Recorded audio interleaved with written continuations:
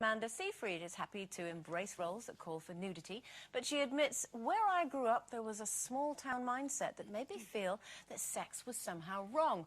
When my sister lost her virginity, I thought that was dirty and disgusting, and I was scared of sex.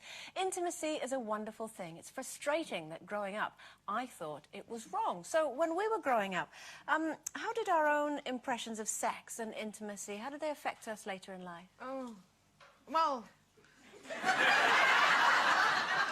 I wasn't really into it then, and I'm not really into it now, really. Some people, you see, I think some people are really good at it. And then, some people just aren't. You know, I just... Some people get better, Jane McDonald. I must admit, you know...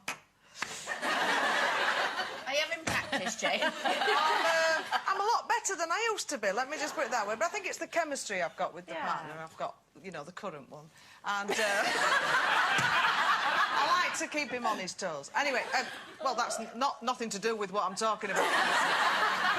But when I was growing up, there was a fear with it. It was, like, instilled in you that it was as a fearful thing to do, and don't do that because it's not nice and it's not... I'm going to say it's not big and it's not clever. That's a completely wrong thing to say, really, is it? Don't. Anyway, no, I just think my upbringing was fear. You're doing really well. Thank you. And also, the reason that you're more comfortable with it now is probably because you love Ed. I think, you know what I mean? I think when you love somebody...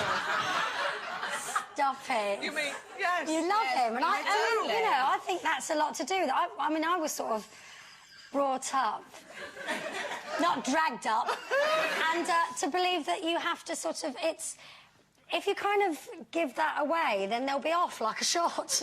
You have to kind of, you know, the boys were only after one thing. Yes. And I think, whether that was a wrong or right message, I don't know, but my mum also instilled in me, like, a belief that I was sort of on a pedestal and like I was, you know, kind of somebody special. So I had fairly good self-esteem. And I actually believed that I was supposed to meet Prince Andrew and marry him. Deluded, you may say, but anyway, so I think that kind of protected me, though. I think. Did your mother ever say, keep your bottom drawer shut? She used to say, no. She used to say, keep your hand on your eight knee. Quite sure what that meant, but I think it protects you if you're that kind of cautious and that choosy about who you sort of share that with, then I think you're protected because you've already thought about all the pitfalls and what could go wrong before you... Also, you wanted them to fall in love with you rather than just... All of them, you know... every single one of them. OK. I mean... That's a lot. Not that many, but the ones that did, I think they loved me. They did, love. They did. I think they did. In their way. In their way. See, I also got told when I was younger, there's certain girls that you marry and there's certain girls that you don't. Yeah. So, Yes, you know... I was told that as well. I mean, my parents, you know, we weren't religious or anything, but they were very strict. So I had a, I don't know, quite a rigid view on it all, in as much as it wasn't something that was horrible or disgusting or anything like that.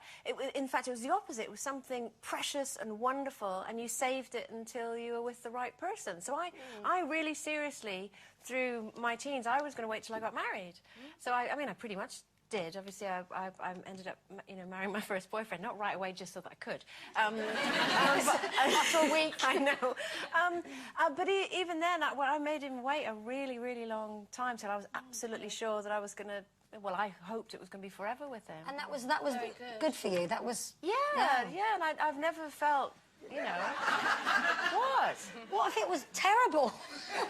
Yeah, but I didn't, you know, I didn't get married. I did, you know, before. Well, I have to say that the thing is with me is that, you see, I grew up with the wooden tops.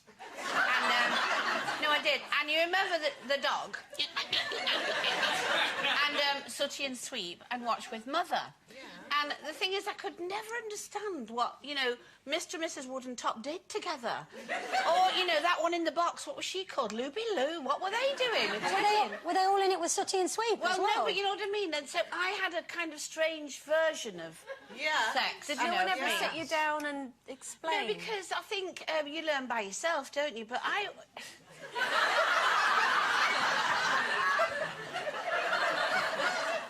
it makes me laugh, really. And the thing is, it always has made me laugh. To be honest, Jane.